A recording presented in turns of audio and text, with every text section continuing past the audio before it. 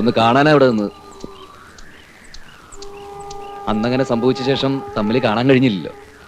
അല്ല, കണ്ടില്ല എന്നങ്ങനെ തീർത്ത് പറയാനും കഴിയില്ല. അതിനുശേഷം നമ്മൾ ഒന്ന് രണ്ട് സ്ഥലത്ത് വെച്ച് കണ്ടില്ലേ. ഒരു സഹോദരി നഷ്ടപ്പെട്ടതിന്റെ വേദന എനിക്കറിയാം, അതിലെനിക്ക് ദുഃഖമുണ്ട്. പക്ഷേ ചെറിയടത്ത് തറവാട്ടിൽ തന്റെ സഹോദരി ഇല്ല. ഉണ്ട് എന്ന് ഞാൻ പറഞ്ഞില്ലല്ലോ. പിന്നെ നീ എന്തിനാ എന്റെ പെങ്ങടെ പുറകെ ചുറ്റുന്നു? ക്ഷേത്രത്തിൽ വെച്ച്, ഇന്നലെ വീട്ടിൽ വെച്ച്. പറ, നിന്റെ ഉദ്ദേശം എന്താ? നമ്മൾ തമ്മിൽ സംസാരിച്ച് തീർക്കാൻ പറ്റിയ കാര്യമാണെങ്കിൽ ഇവിടെ വെച്ച് തീർക്കാം. എനിക്കൊന്നും പറയാം. എന്നാ എനിക്കില്ലത് പറയാനുണ്ട്.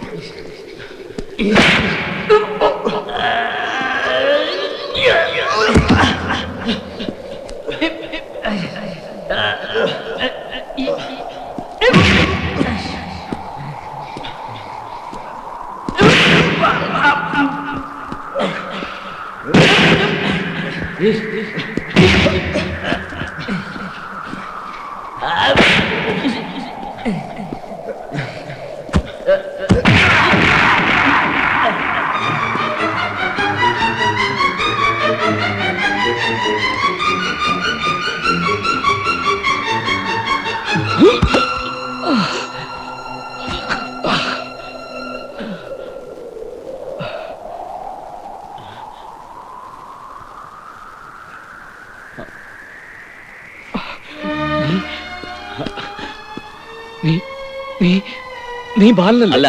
അതെ, നീ ബാലന. നീയല്ലേ ബാലൻ? നോ, അല്ല. പിന്നെ നീ ആരാ? സത്യം പറ.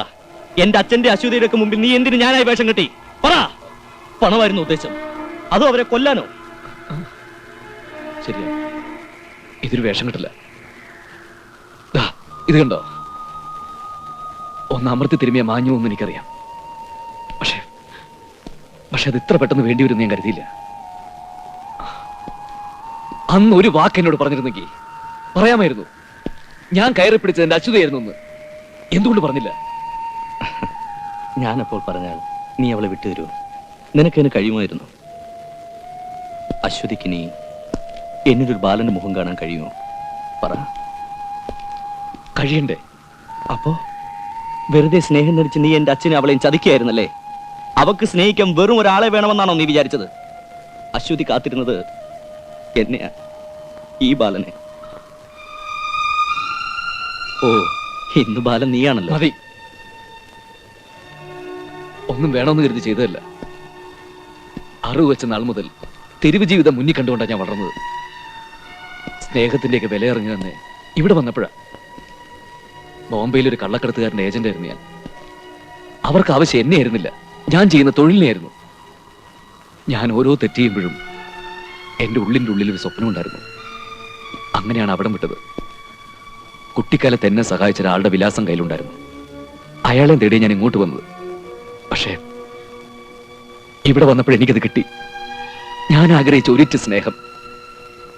മരിച്ചു എന്നറിഞ്ഞിട്ടും ഒരു മകന് വേണ്ടി കാത്തിരിക്കുന്ന ഒരു അച്ഛൻ, തന്റെ ബാലിന് വേണ്ടി കാത്തിരിക്കുന്ന അശ്വതി, ഇവരുടെ എല്ലാ സ്നേഹം ഈ ഒരു അവസ്ഥയാണ് എന്നെ കൊണ്ട് ഇതെല്ലാം ചെയ്യിച്ചത്. ഇല്ല, ഇതുകൊണ്ടൊന്നും ഞാൻ വിശ്വസിക്കില്ല. വിശ്വസിക്കണം.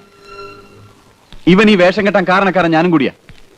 കാലം കുറെ ആയല്ലോ ഈ നാട് വീടും വിട്ട് പോയിട്ട്. ഒരിക്കലെങ്കിലും ഈ തറവാടിനെ കുറിച്ച് ചിന്തിച്ചിട്ടുണ്ടോ? മരിച്ചുപോയ ഒരാൾക്ക് വേണ്ടി പൂജയും പ്രാർത്ഥനയും നടത്തി ഇവിടെ കുറെ പേര് നീറി നീറി മരിക്കുന്ന കണ്ടു നിൽക്കുന്നതിനേക്കാൾ നല്ലത് ആരെങ്കിലും ഒരാളെ പിടിച്ചു നിർത്തി ഇവനാണ് നിങ്ങളുടെ മകനെന്ന് പറയുന്നല്ലേ. അതേ ഞാൻ ചെയ്തുള്ളൂ.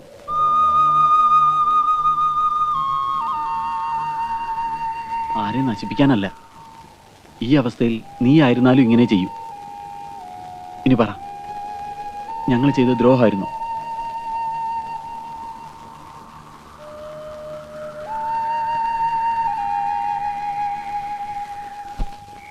ദീപം ദീപം ദീപം.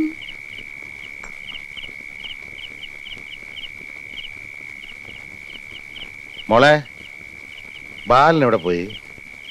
ഉച്ചയ്ക്ക് പോയതാ. ഞാൻ ഇപ്പൊ വരാം. ഉം.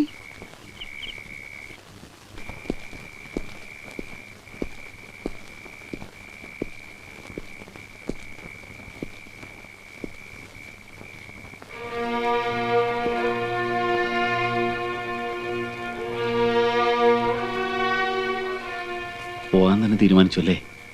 പോണം. നേരം വിളിക്കുന്നതിന് മുമ്പ് എനിക്കിവിടുന്ന് പോണം. ഇപ്പൊ തന്നെ അച്ഛൻ എന്നെ കാണുമ്പോ എന്തൊക്കെയോ സംശയമുള്ള പോലെ. ബാല,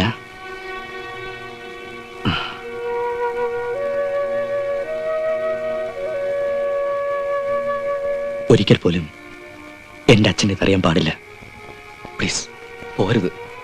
ഞാൻ കാരണം അവർക്ക് നിങ്ങളെ നഷ്ടപ്പെടാൻ പാടില്ല. സാരമില്ല, വൈകി വന്നൊരു ഭിക്ഷക്കാരനായി ഞാൻ എന്നെ കണക്കായിക്കോളാം. അപ്പോ രാത്രി യാത്രയില്ല.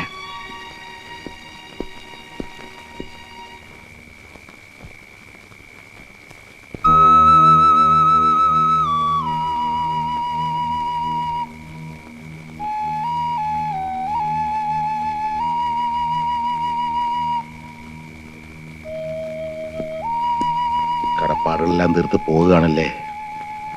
ഒന്നുകൂടെ ബാക്കിയുണ്ട്.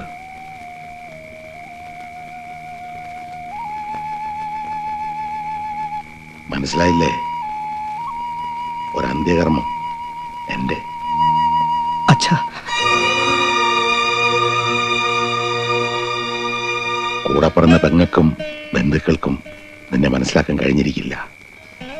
ജന്മം നിന്ന അച്ഛനും അങ്ങനെയാണെന്ന് വിചാരിച്ചോ?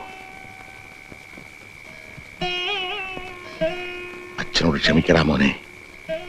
കാത്തുകാത്തിരുന്ന മകൻ തിരിച്ചു വന്നപ്പോ മോനെ എന്ന് വിളിക്കാൻ കഴിഞ്ഞില്ല. ലോകത്തൊരച്ഛനും ഈ അനുഭവം ഉണ്ടാകാതിരിക്കട്ടെ. ഇവൻ വന്ന് എന്റെ മോനാണെന്ന് പറഞ്ഞ അന്ന് തന്നെ എനിക്ക് മനസ്സിലായി ഇവൻ എന്റെ ബാലനല്ലെന്ന്. എന്റെ മകൻ മരിച്ചുപോയി എന്ന് ഏതാണ്ട് ഞാനും വിശ്വസിച്ചിരുന്നു. നിനക്ക് പകരം ഇവൻ വന്നപ്പോ അശ്വതി ഇനി ഒരിക്കലും കരയാതിരിക്കട്ടെ എന്ന് ഞാൻ കരുതി. മാത്രമല്ല, ഒരു മകന് അച്ഛന് കൊടുക്കാവുന്നതിനേക്കാളേറെ സ്നേഹം ഇവൻ എനിക്ക് തന്നു.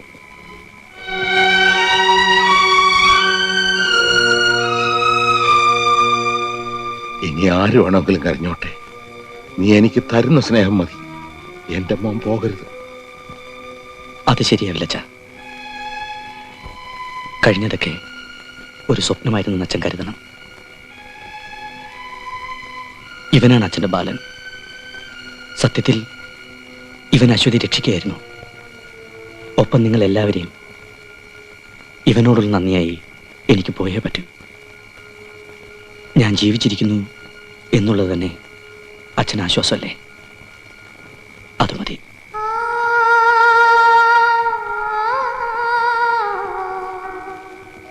ഒരേ പേരിൽ രണ്ട് മക്കളുള്ള അച്ഛൻ ഭാഗ്യവാനാണ് അല്ലേ ദാസ?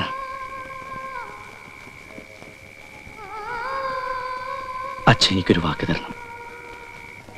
ഒരിക്കൽ പോലും അശ്വതി ഇതറിയരുത്. എന്നും അച്ഛന്റെ ബാലൻ ഇവൻ തന്നെ ആയിരിക്കണം.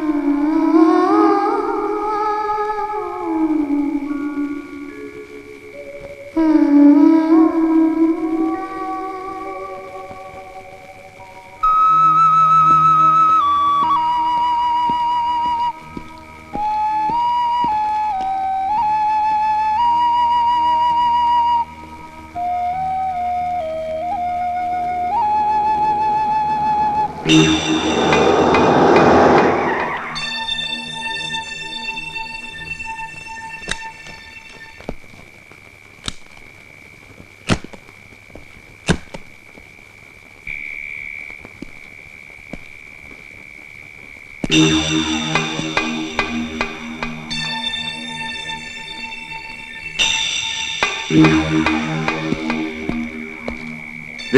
വാ പോവാം. ചാർലി കൈയെടുക്ക പ്ലീസ്. തമാശ വേണ്ട, കാർ കയറ്. ഞാൻ വരില്ലെന്ന് പറഞ്ഞില്ലേ?